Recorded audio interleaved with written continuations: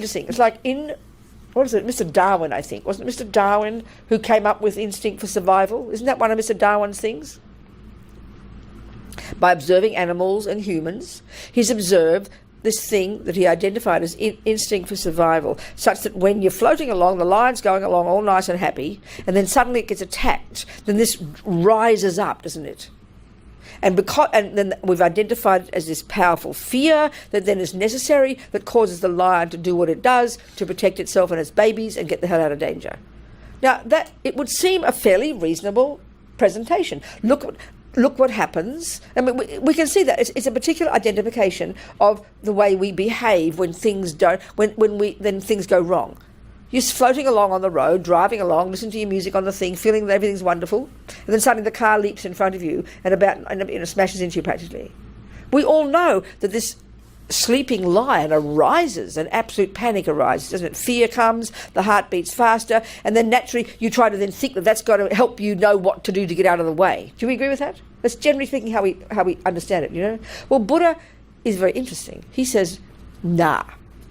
Ego grasping, fear arising, is actually a symptom of complete distress and neurosis, and it completely makes you utterly idiot. It makes you choose all the wrong things to do. You practically have a panic attack, and it's a miracle you survive at all. Please hear me. So there's this lovely story about Lama Zopa Rinpoche. He was recognized when he was a little boy as the reincarnation of a previous yogi. Okay, we're taking this model here we're describing of continuity of consciousness, reincarnation, blah, blah, blah. So all these great meditators, and this is very much the Vajrayana system in Buddhism, as we know, that these great yogis can have done all the work of accessing this subtle level of their mind, completely controlling their mind. They see the past, they see the future. They're doing this job of ridding the mind of the rubbish. They're doing this job of seeing reality as it is. All this job that we're discussing here, they're doing it deadly seriously. And so he was this yogi in the past, a Sherpa up in the mountains, right? He was said to be this yogi. There was this yogi up in the mountains called Kunsang Yeshe, and he lived in this little cave, and he was known as the Laudo Lama. Well, Laudo, it seems, it means radishes or something. I forget. And apparently this yogi, he was a regular guy in his past life. He would, go back and forth to Tibet selling salt or whatever they do, these Sherpas. And then he was a meditator. So he spent the last 20 or 30 years of his life in this little cave. Well, it used to be where they stored the radishes. So he said that Guru Rinpoche gave it to him. So he pulled the radishes out and moved in, basically.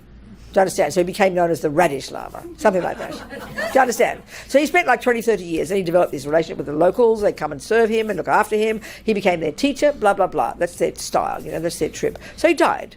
Well then, given this system, you can learn to die with complete control. They can go through this process of death without losing the plot. They then can know exactly where they're going to get reborn. They choose their rebirth. All of this is all part of this big system, okay? So, when this little tiny new baby got born, little baby called Zopa. He wasn't called Zopa then, he was called something else, but I don't know what his name was. So let's call him Zopa. So he had a sister who was 6 at the time, and his mummy. His daddy was alive, and I think his daddy died soon after. But the way the stories go, according to the sister, from the time he could crawl, mummy's out the door, Zopa's off. They always find him crawling up the mountain to where they know Laudo Cave is, right? So they drag him home. From the time he can talk, he's walking up the hill. Come home. No, that is my home. So he showed all the signs of saying that he was the reincarnation of the Laudo Lama. He knew all his benefactors' names. He'd talk about them. He'd say they were coming to puja. He seemed to be clairvoyant. He seemed to be clearly remembering who he was, and he wanted to get on with the job. So, okay, take or leave this as you wish. I'm just telling you the story. This is not an uncommon story. So, and he used to play, when he played games, he always played the role of the Lama. He'd make mud pie dorjis and mud pie bells and mud pie tormas. He'd have pujas, and he would announce all his benefactors were coming from the past life, So eventually, and he's very stubborn. So the sister got so fed up with him, I think. She said, and her mother would try and threaten him. The moon will come down and get you. He didn't care. The spirits will come and get you. He didn't care. He just wanted to get on with the job of carrying on being a meditator. Anyway, finally she goes to the local people, and they do their divinations, and they come up with their findings based on their divinations that yes, indeed, he seems to be truly the reincarnation of the Laudo Lama. So anyway, there's a lovely story he told when he was about 8 years old. He was up in the mountains with his manager. They're very professional, these people. You get turned over to a manager, And he's in that monastery, and there's this big river. And across the other side of the river, this would have been about 1954. There's all these strange-looking people on the other bank. They're pale-faced, pale eyes, straw-coloured hair, white people. Anglos. Sounds like Anglos, So he wanted to meet them. He'd never seen white people before. So there's these rickety bridges, these kind of rope bridges or metal bridges that kind of move, I'll do an advertisement in a minute. Oh, I forgot to bring my postcards, didn't I? No postcards. Oh my gosh, I've got to get postcards. I'll have to ask. Text Harvey or call Harvey and say, I didn't bring any postcards with me. There aren't any here, are there? I left all my postcards somewhere else. Oh my goodness. I had 500 postcards. How marvellous it is. So that's back to Laudo Lama. Okay, so there's Rinpoche, determined to go one of these rickety bridges to meet these strange straw-haired, coloured, pale-eyed people. So he did, but he took his bowl of potatoes, because that's what they eat up there, potatoes. So he's walking across the bridge, and and he fell in. He fell in the water. Of course, they don't teach them swimming up there, do they? So he's drowning. So this is the story now. This is my point. He said, the head, his own head, the head kept coming to the surface for air. And he saw his manager walking up and down, freaking out, running up and down the bank, And then he said, the thought occurred to me. The person known as the Laudo Lama is about to die. And then he said, I didn't know anything about emptiness, but there was no fear. So let me explain that. This is Buddha's point. Ego grasping, the root delusion, the most primordial, the deepest lie in the mind, the deepest misconception, the one that is causing us to have all the other misconceptions on the basis of, in this hierarchy, on the basis of ego grasping, like I described yesterday, there is therefore this primordial attachment to get what that fantasy I wants, which is running us like a motor every millisecond, like a maniac, frantic, like a junkie, desperate, frantic. Then on the basis of it's not getting what it wants, which brings anxiety and stress and annoyed and irritated and upset and angry or depression, and that's called, or anger very simply, and then gives rise to jealousy and all the other dramas. There's like this hierarchy. It's more complex than that, but this is fundamental and primordial. So in our culture, we know those words and we think they are natural, meaning you'd be unnatural if you didn't have them. That's what we mean by natural. So there's no psychology in any model that I've heard of that would say you can get rid of them. It would be a bizarre concept to think you could have no anger, no fear, no ego, no jealousy. It's like insanity to say that. But this is the point that Buddha's making.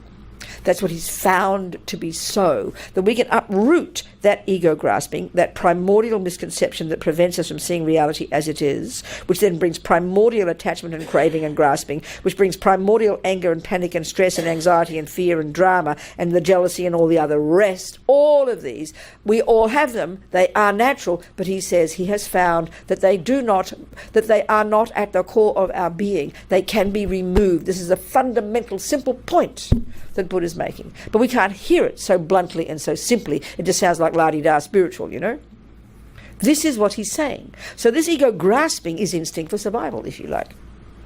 It's like a sleeping lion most of the time. Check yourself. But as soon as the boyfriend's mean, what arises like a sleeping lion? There's, I did not do that. How dare you say that? I did not have this. All the pain of the I rising, tortured. Is it not? That's what we call instinct for survival. So the point about Lama Zopa, we can deduce from his behaviour, let's just deduce it now, I'm not asking you to believe it, that he was in fact a highly realised being who had in fact uprooted ego grasping, who had in fact therefore seen emptiness, who did in fact therefore see reality, who therefore did not suffer because they're the cause of suffering. He'd quit suffering. He not only that but had control over his rebirth, and he chose exactly his new mummy, and he died and he went there with control. They say that in this system. This is what this system is talking about. This is what the Buddhist teachings say we can accomplish.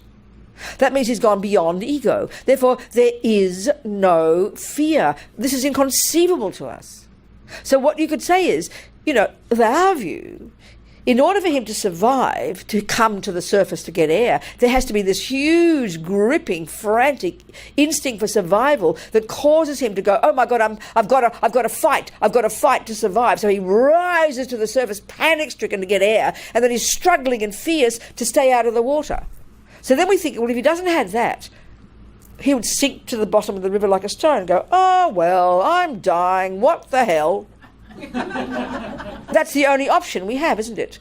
In our way we conceive of this. Nonsense, Buddha says. So if we can deduce that he did in fact not have ego, because he's gone beyond ego grasping, he sees reality as it is, therefore there's no fear, as mad as that sounds to us, that's the point that Buddha's making, therefore he was observing exactly what was happening as it's happening. His mind would not have been disturbed, but he would have done whatever's appropriate to get him out of the water. You don't have to have fear to survive. It's called common sense. So if he didn't drown, if he didn't survive and he were drowning, he wouldn't have had fear. This is too hard for us to conceptualize.